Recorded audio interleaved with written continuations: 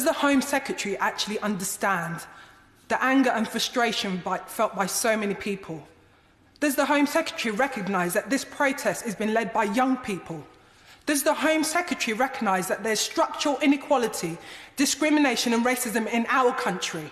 Does the Home Secretary recognise that people want to see action from this government? My son turned 3 yesterday. I do not want to have to wait until he's a teenager before we see changes in this country. Will the Home Secretary and this government act now? Black Lives Matter, and we need to see this government doing something about that. Yeah. I'd say to the Honourable Lady, I'd make a number of points, actually.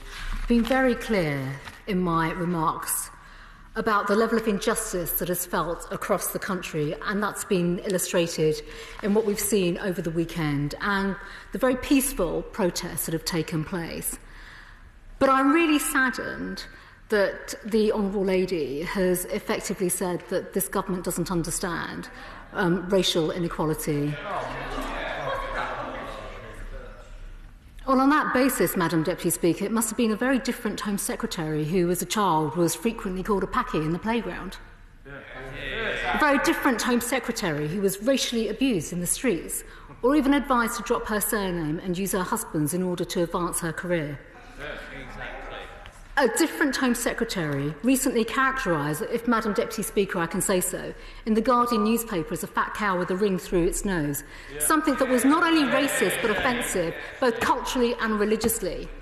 This is hardly an example of respect, equality, tolerance or fairness. So when it comes to racism, sexism, tolerance or social justice, I will not take lectures from the other side of the House.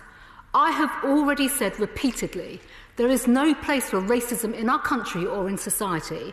And sadly, too many people are too willing, too casually, to dismiss the contributions of those who don't necessarily conform to preconceived views or ideas about how ethnic minorities should behave or think. This, Madam Deputy Speaker, in my view, is racist in itself.